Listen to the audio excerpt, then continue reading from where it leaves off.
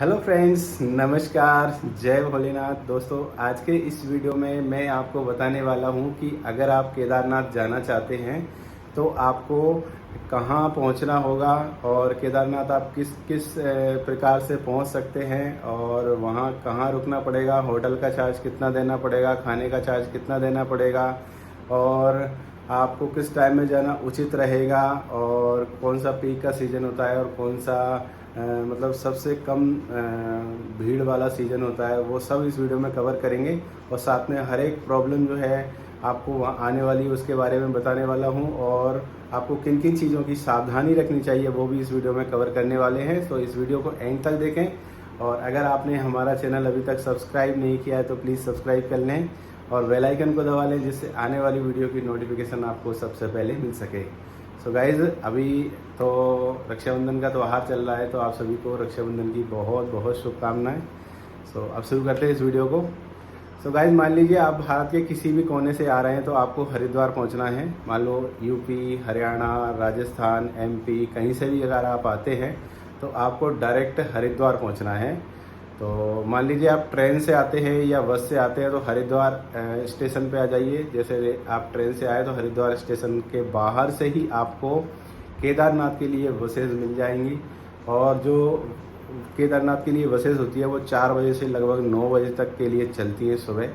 मतलब जितना जल्दी आप वहाँ से निकलेंगे हरिद्वार से वो उचित रहेगा, क्योंकि पहाड़ों में गाड़ियाँ जो है वो इतनी स्पीड में नहीं चलती हैं। मान लीजिए अगर आप सुबह 9 बजे चलते हैं हरिद्वार से तो वो शाम को 6 बजे तक आपको पहुँचाएंगी सोनप्रयाग तक।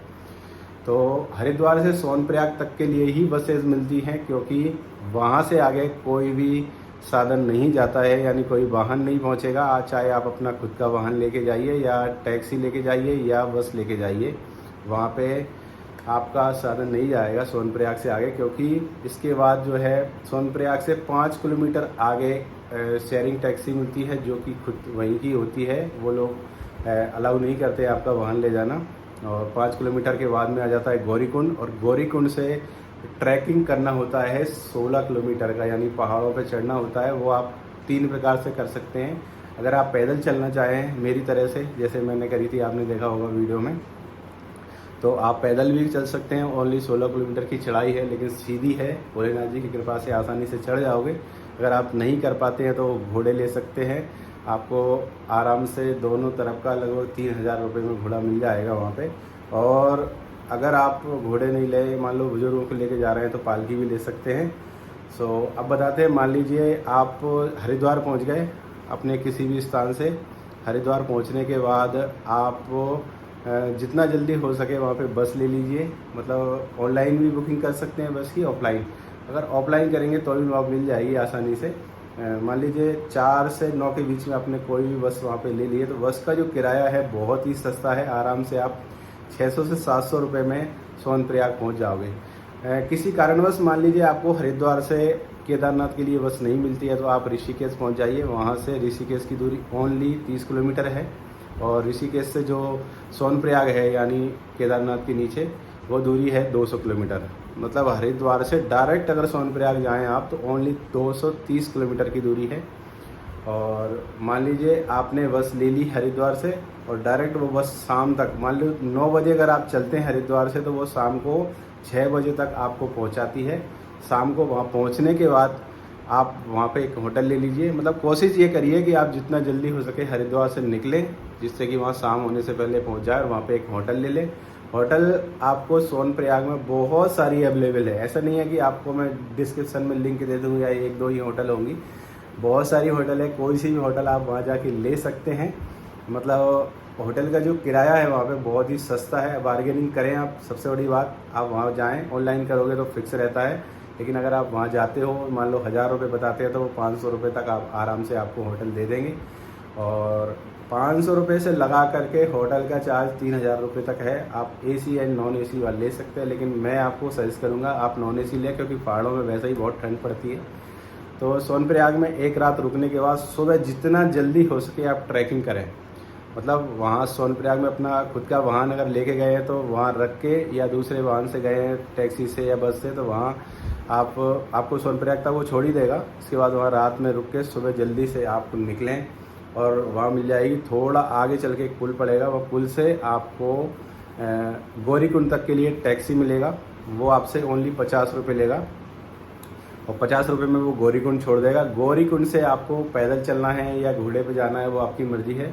16 किलोमीटर की आपको चढ़ाई करना है। आप 16 किलोमीटर की चढ़ाई करके पहुंच जाएंगे केदारनाथ। और इस बीच में चढ़ाई में मैं आपको बता दूं कि सिग्नल जो है वहाँ बहुत वीक आते हैं बीच बीच में, क्योंकि पहाड़ों में सिग्नल नहीं मिलते हैं। ऊपर जब पहुँच जाओगे तो वहाँ आपको पूरे प्रॉपर सिग्नल मिलने लग जाएंगे। ऊपर फ्री वाईफाई भी मिल जाएगी भोलेनाथ जी की कृपा से। तो जैसे ही आप ऊपर पहुँचोगे, एक बात और बताना भूल गया, जब आप नीचे कोई भी चीज़ लोगे, जैसे मान लो मैंने रेनकोट लिया था, वो 100 रुपये में मिल रहा था नीचे, लेकिन अगर आप थोड़ा ऊपर जैसे जैसे ऊपर चढ़ोगे ना तो हर चीज़ के दाम जो है बढ़ते चले जाएंगे, क्योंकि जितना भी सामान वहाँ पहुँचता है खाने पीने का या XYZ जो भी सामान है वो सब घोड़ों से पहुँचता है, तो उसका चार्ज बढ़ता चला जाता है। तो मतलब अगर नीचे से कुछ चीज़ें खरीदते हो वो सस्ती मिलेंगी और जैसे जैसे ऊपर चढ़ोगे वो चीज़ें महंगी आपको मिलती चली जाएगी। तो मैंने नीचे जो रेनकोट लिया था वो 100 रुपये में मिला था, लेकिन जैसे ऊपर पहुँचे तो वो 200 रुपये में मिला। अगर आप एक एप्पल भी लेते हैं ऊपर जा कर के वो आपको 50 रुपये का पड़ेगा, मतलब लगभग। तो ऊपर पहुंचने के बाद चीज़ों के दाम बढ़ने लग जाते हैं ऑटोमेटिक, क्योंकि सिंपल सी बात है यार, सब चीज़ें वहाँ पे बहुत मुश्किल से पहुंचती हैं, वहाँ मिल रही हैं अपन को, अवेलेबल हो रही है, वो ही बहुत बड़ी बात है। जब आप ट्रैकिंग करके या जैसे भी ऊपर पहुंच जाओगे तो बस वहाँ पहुंच के तो एकदम ऐसा लगेगा जैसे स्वर्ग में इंटर हो गए हों। और जब चढ़ाई चढ़ते हैं जब तो बहुत दिक्कत आती है, लेकिन जैसे ही आप वहाँ पहुँचते हो तो बिल्कुल मोक्ष मिल जाता है, बहुत ही आनंद आता है। गाइस, सबसे पहले वहाँ पहुँचकर आपको एक इम्पोर्टेंट काम करना है, वहाँ एक होटल लेना है। और वहाँ पे भी बहुत सारे होटल, ऐसा नहीं है कि अगर आपने किसी ने बताया भैया 3000 रुपये में होटल दे रहे हैं तो आपने वही ले लिया, ऐसा नहीं है। वहाँ पे भी आपको 500 रुपये से लगा करके 600 रुपये, 700, 800, 1000, 1500, 2000, हमने 1800 रुपये में लिया था एक होटल। उसमें हम लोग 5 लोग एडजस्ट हो गए थे, 5 लोगों का लंबा चौड़ा होटल था वो। उसमें गीज़र भी था। सबसे इम्पोर्टेंट बात, जो भी होटल है उसमें आप पूछ लें कि गीज़र रहेगा या नहीं रहेगा, क्योंकि अगर गीज़र है तो अलग से आपको चार्ज नहीं देना पड़ेगा गर्म पानी के लिए। मान लो अगर आप कोई होटल ऐसा लेते हो जिसमें गर्म पानी की सुविधा नहीं है तो आपको वहाँ ठंडे पानी से तो नहा ही नहीं सकते हो आप, आपको पानी लेना पड़ेगा, उसके लिए अलग से 50 या 100 रुपये एक बाल्टी का चार्ज देना पड़ेगा। तो ये पहले ही आप कंफर्म कर लें। और वहाँ बहुत सस्ते होटल मिल जाते हैं। सबसे बड़ी बात है, अगर आप पीक सीजन में जाओगे तो हर चीज़ महंगी मिलेगी वहाँ पे। होटल भी बहुत महंगे मिलेंगे, सोनप्रयाग में भी होटल महंगे मिलेंगे, सब जगह महंगे मिलेंगे अगर आप पीक सीजन में नहीं जाओ। पीक सीजन होता है मई से लगा कर के जून तक का, ये 2 महीने बहुत ही ज़्यादा स्ट्रगल वाले और बहुत भीड़ भाड़ वाले होते हैं। अगर आप अच्छे से यात्रा करना चाहते हैं तो जुलाई से लगा करके अक्टूबर तक कीजिए, मतलब जब तक कि वो पट बंद होते हैं भगवान के। लेकिन जुलाई और अगस्त में दिक्कत वाली बात ये होती है कि वहाँ पे लैंडस्लाइड बहुत ज़्यादा होता है। हम लोग जुलाई में गए थे और जुलाई के एंड में गए थे मतलब, तो वहाँ पे पहाड़ भी नीचे गिरते हैं, पत्थर गिरते हैं, तो ऐसे में दिक्कत आती है। बस ये है, भोलेनाथ जी का नाम लेके चलते हैं तो कोई प्रकार की दिक्कत नहीं आती है। लेकिन अगर आप सितंबर और अक्टूबर में जाते हो तो आपको कोई प्रकार की प्रॉब्लम नहीं आने वाली है, बस थोड़ा ठंड बढ़ जाती है। तो वहाँ मान लो होटल ले लिया आपने केदारनाथ में, और होटल बार्गेनिंग करके ही लें, ऐसा नहीं है कि जो फिक्स बोल रहे हैं तो वही मिलेगा। होटल लेने के बाद आप बढ़िया से 5 बजे शाम को 5 बजे वहाँ पे पट खुल जाते हैं भगवान के, मतलब दरवाजे ओपन हो जाते हैं। वहाँ पे शाम को दर्शन करो और इसके बाद फिर आरती में शामिल हो, एक रात वहीं पे रुको। और सुबह जो है आपको अंदर जो गर्भगृह है उसमें दर्शन करने के लिए एंट्री मिल जाती है। तो आप गर्भगृह में जाएं, भगवान को अपने हाथों से छुएं तो बहुत अधिक आनंद प्राप्त होगा आपको, आपका जीवन सफल हो जाएगा वहाँ जाके। तो बस यही सलाह देना चाहूँगा। और सबसे बड़ी बात ये है कि आपको ये ध्यान रखना है कि जब आप सोनप्रयाग से ऊपर चढ़ेंगे तो आपको हैवी चीज़ें लेके नहीं जाना है। जितनी ज़रूरत की चीज़ें हैं वही लेके जाना है, फालतू की चीज़ें कुछ भी लेके नहीं जाना है। आप बाकायदा अपने होटल में लॉकर में रख के जाइए, और मतलब फालतू चीज़ें नहीं लेना है, नहीं तो वज़न जो है एक एक चीज़ का बहुत भारी पड़ जाता है जब आप ऊपर चढ़ते हैं। तो इस वजह से आपको यही सलाह देना चाहूँगा कि आपकी कीमती जैसे कुछ कपड़े, एक जोड़ी कपड़े और आपका पावर बैंक, मोबाइल का चार्जर वगैरह, ये चीज़ें ही लेके जाएं और फालतू चीज़ें ऊपर लेके ना जाएं, ये सजेशन है। और ऐसा भी नहीं है कि कुछ खाने पीने की चीज़ें ऊपर महंगी मिल रही हैं आपको तो ढेर सारी चीज़ें वो बैग में भर लो, ऐसा कुछ नहीं है। आप वैसे ओबियसली बात है थोड़ा बहुत ही खाओगे, कितना ज़्यादा खाओगे, बस ऊपर ही खरीद लें पता चला आप नीचे से भर के ले गए तो उसका भी वज़न बहुत ज़्यादा हो जाएगा।